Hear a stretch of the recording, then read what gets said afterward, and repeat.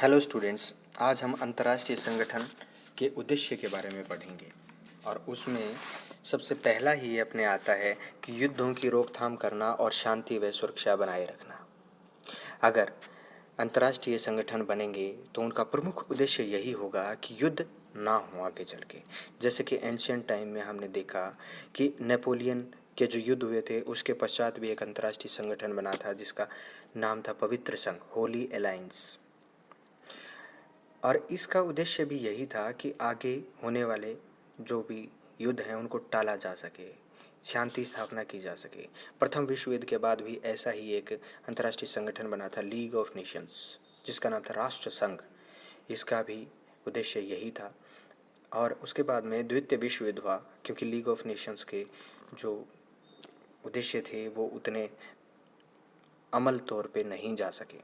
द्वितीय विश्व युद्ध के पश्चात भी संयुक्त राष्ट्र संघ की स्थापना यूएनओ, यूनाइटेड नेशन ऑर्गेनाइजेशन, जो आज भी अस्तित्व में है, और उसका प्रमुख उद्देश्य यही है कि अंतर्राष्ट्रीय शांति व सुरक्षा बनाई जा सके। राष्ट्रों के बीच मैत्रीपूर्ण संबंध स्थापित करना, यह भी एक अंतर्राष्ट्रीय संगठनों का महत्वपूर्ण उद्देश्य है। अंतर्राष्ट्रीय सहयोग को बढ़ावा देना।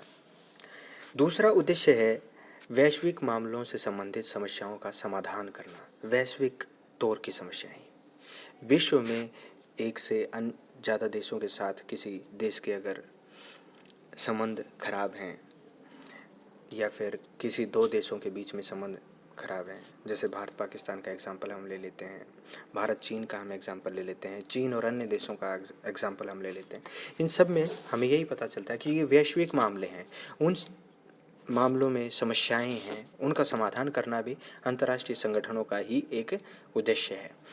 इसके अंतर्गत स्वास्थ्य से लेकर आर्थिक विकास और डाकघरों से लेकर बाहरी अंतरिक्ष तक के विषय आते हैं। स्वास्थ्य से हम पता लगा सकते हैं, जैसे कि अभी कोविड-19 चल रहा है तो उसमें क्या है, स्वास्थ्य वर्ल्ड हेल्थ ऑर्गेनाइजेशन WHO जो मैंने पिछली आपकी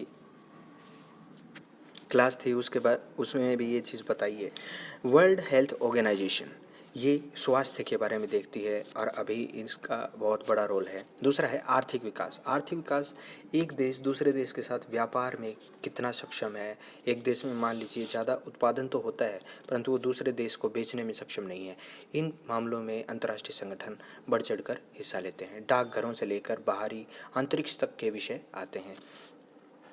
इसी में मान लीजिए भारत के किसी अंतरिक्ष यान हमने भेजा है, उसकी हेल्प करने के लिए चाइना या हो सकता है नासा से अमेरिका, रशिया, ये सारे लोग हमारी हेल्प करें उस चीज़ को बनाने में, उस चीज़ को पहुंचाने में, वहाँ पर उसकी डिकोडिंग करने में, उसके संदेश हम तक पहुंचाने में, वो सब अंतर्राष्ट्रीय संगठनों के माध्यम से ही होता है। फिर है अंतर्राष्ट्रीय कानून भंग होने के विरुद्ध प्रभावशाली सामूहिक कार्रवाई करने के लिए तैयार रहता है। अंतर्राष्ट्रीय संगठन के विकास में सहायक तत्व कौन से हैं? Factors responsible for the development of international organisation. ऐसे कौन कौन से तत्व हैं जो कि अंतर्राष्ट्रीय संगठन को ऊपर लेके जाते हैं, इसको बढ़ाते हैं? पहला ही है राज्यों की आर्थिक पारस्परिक निर्भरता। अगर एक राज्य दूसरे राज्य के साथ पारस्परिक संबंध बनाता है, लगातार इंटरडिपेंडेंट संबंध बनाता है कि हमें ये ज़रूरत है, आपको ये ज़रूरत है, आप हमें ये दे दीजिए, हम आपको ये दे देते हैं। जैसे बार्टर सिस्टम पहले के ज़माने में हुआ करता था, एंशियंट टाइम में।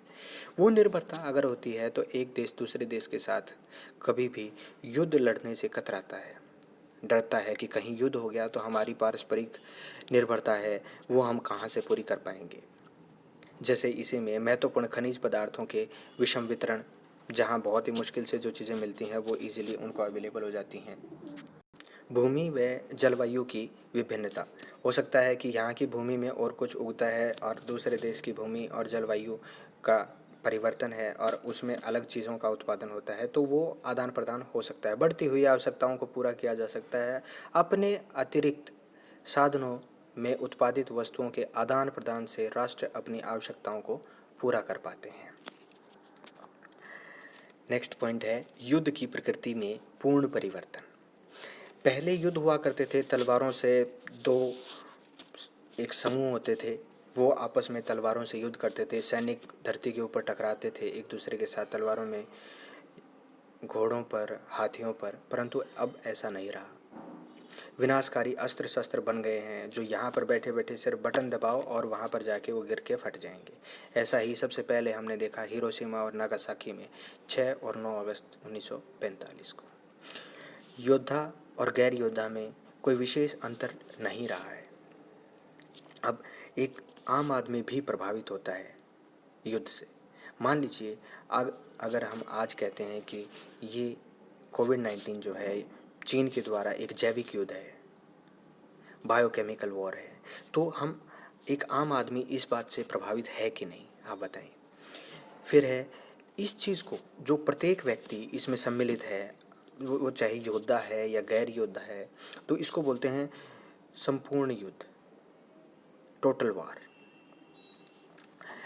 इसका रूप इसने ले लिया है। फिर आने जाने के साधनों में बहुत क्रांतिकारी परिवर्तन हुआ है, जिससे कि चाहे तो टेलीफोन, ये जितने हमारे यातायात के साधन हैं, इनसे हम एक दूसरी जगह जा सकते हैं।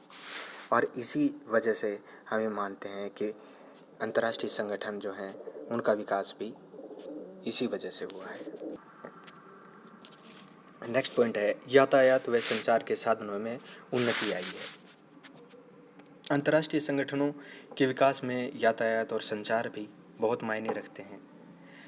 मॉडर्न टेक्नोलॉजी जो है इसने समय दूरी की सीमाओं को तोड़ दिया है। इसमें जितना समय एक जगह से दूसरी जगह जाने में लगता था, उसने यातायात ने इसको कम किया है। संचार ने यहाँ बैठे बैठे, पहले एक राजदूत जाया करते थे, संदेश वाहक जाया करते थे, फिर हम कबूतरों का प्रयोग भी करते थे। परंतु अब क्या है, संचार के साधन है। यहाँ से टेलीफोन, मोबाइल से कॉल किया और आप दूसरे से बात कर पाते हैं। वीडियो कॉल भी होती है, ऑडियो कॉल भी होती है। ये सब संचार के माध्यम जो हैं, साधन हैं, उनमें उन्नति का ही परिणाम है। टेलीफोन, टेलीग्राफ, रेडियो, टेलीविज़न के चमत्कारिक जो भी आविष्कार हुए हैं, उन्हीं के परिणाम स्वरूप जो अभी मिनट सेकंडों में हम प्रकाश की गति से एक बात को दूसरी बात से तक पहुंचा सकते हैं, ग्रहण कर सकते हैं, इन्फॉर्मेशन दे सकते हैं। ये सारी चीज़ें कैसे हुई हैं, कैसे संभव है? यातायात और संचार के साधन में विकास हुआ है। नेक्स्ट पॉइंट है मानव संस्कृति में आधारभूत समानता। ऐसा नहीं है कि यहाँ के मानव का कल्चर जो है वो अलग है, वहाँ के अलग है। ये जो कल्चर है ये मिक्स्ड है। इसको सीमाएं जो हैं वो नहीं बांध सकती हैं, सीमाओं तक बंद कर नहीं रह सकता। हालांकि एक जगह का अलग ट्रेडिशन हो सकता है, परंतु उसमें जो संस्कृति, एक मानव का स्वभाव है, वो समान ही रहता है। पूरे विश्व में वो समान है। इसमें कला, संगीत, साहित्य, दर्शन आदि इतने व्यापक रूप में फैल चुके हैं पूरे विश्व में। अमेरिका, इंग्लिश के सॉन्ग भी आज हम यहाँ इंडिया में बखूबी सुनते हैं। हरियाणा के जो सॉन्ग्स हैं वो भी पूरे भारत में सुने जाते हैं, हो सकता है बाहर भी सुने जाते हों। जो बॉलीवुड है हमारा, जो इंडियन म्यूज़िक है, क्लासिकल है, हिंदी म्यूज़िक है, ये भी बाहर बहुत सुना जाता है। क्षेत्रों में राष्ट्रों में मेल जोल और स्वाभाविक है। अगर मानव की जो संस्कृति है वो आधारभूत समानता रखती है, तो क्षेत्रों में या राष्ट्रों में मेल जोल स्वाभाविक तौर पे बढ़ता ही है। नेक्स्ट है विज्ञान का अंतर्राष्ट्रीय स्वरूप, international nature of the science. इसमें हम जानते हैं कि आधुनिक जो युग है वो विज्ञान का युग है। आज प्रत्येक देश में विज्ञान के क्षेत्र में बहुत सारे बदलाव आए हैं और वो एक देश दूसरे देश के साथ साझा भी करता है और इसी से हमें बड़ा फ़ायदा भी मिलता है। अंतर्राष्ट्रीय संगठन इसके अपने एक सहयोग भी दिखाता है। विभिन्न क्षेत्रों में होने वाले आविष्कारों व खोजों से मानव जीवन में क्रांति आई है, बखूबी आई है। आर्थिक, सैनिक, शैक्षणिक समस्याओं के समाधान हेतु देखें, चाहे तो वैज्ञानिक प्रयासों का लाभ उठाने के लिए हम देखें, अंतर्राष्ट्रीय संगठनों की शरण हमें लेनी ही पड़ती है। एक देश दूसरे देश के सामने जाके कोई भी प्रस्ताव रखता है तो उसे क्या लगता है कि वो कंपटीशन में है। परंतु अगर एक मिडल मैन के तौर पे हम इंटरनेशनल ऑर्गेनाइजेशन को देखते हैं और मानते हैं कि ये देश इस देश के संपर्क में बीच में संयुक्त राष्ट्र संघ के माध्यम से आया है, तो संयुक्त राष्ट्र संघ के उद्देश्य क्या हैं? शांति स्थापना, सुरक्षा मुहैया करवाना, स्थिरता लेके आना, शांतिपूर्ण तरीके से व्यापार करना, यही है। और इसी के चलते एक दूसरे देश आपस में विश्वास करते हैं और आगे हाथ बटाते हैं, चाहे मदद के लिए, चाहे तो सहयोग के लिए और आदान प्रदान के लिए भी। इसी के साथ ये टॉपिक हम यहीं ख़त्म करते हैं। थैंक यू ऑल, धन्यवाद।